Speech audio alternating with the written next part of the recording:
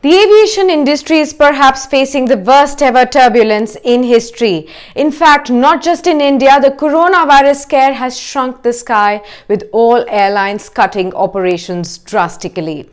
While China has been dealing with the challenge since January 2020, the situation has turned grim in Europe and the US, and in India also we are seeing a rapid increase in infections, and this has led to travel restrictions being imposed across the globe, hitting aviation industry the hardest. Several foreign and international carriers have cancelled over 500 flights to and from India. India has also shut itself for foreign nationals as well as overseas citizen of India card holders. Aviation companies are cutting shifts, rejigging routes, and also grounding airlines as net bookings have slipped into negative. Now, the pain is now reaching employees, with two of the largest carriers, Air India and Indigo, talking about salary cuts. Indigo, which has a 47% market share, announced a steep pay cut for its senior management, pilots and crews of up to 25%. Government-owned airline Air India's officials have said that they were working on a cost-saving plan which will see employee salary reduction by 5%.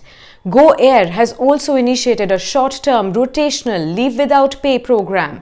Go Air is also terminating contracts of expat pilots. Now, can the situation get worse from here? Well, no one knows how long will the coronavirus crisis last, and this has led to air travel demand drying up and airline stocks crashing. Aviation Consultancy Center for Asia Pacific Aviation, or CAPA, has said that the COVID-19 pandemic will push most airlines across the globe to bankruptcy by end of May. The only thing that is preventing airlines from collapsing earlier is the price of crude oil, which is at its lowest in recent history. It has also said that only a coordinated action by governments and industry can save them. Even IndiGo's CEO Ronojoy Datta has said, and I quote, "With the precipitous drop in revenues, the very survival of the airline industry now is at stake," unquote. So should the government bail out the industry to prevent airlines from going belly up?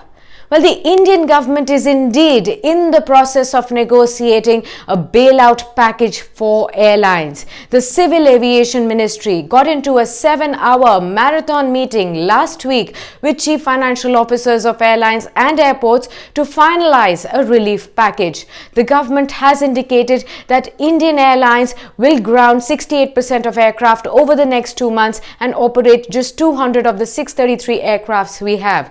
This projection of the Ministry of Civil Aviation forms the basis of a relief package for the aviation sector.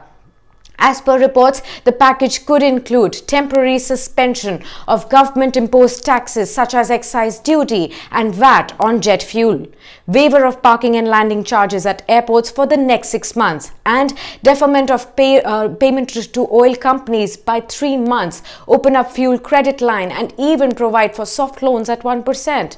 While whatever the government provides at this juncture would be welcomed with both hands by the industry, experts say that this could be a short-term impetus and that airlines may need a lot more to survive. If the situation drags on, airlines may need direct capital to continue paying for employee and other expenses and to stay afloat. Not to forget, the COVID-19 situation has dealt another blow to Air India's planned privatization. The submission date for expression of interest has already been pushed back by 6 weeks. As a result, the government will need to commit significant and immediate interim funding for the national carrier to ensure it is able to operate at least in its current condition till the sale transaction is concluded.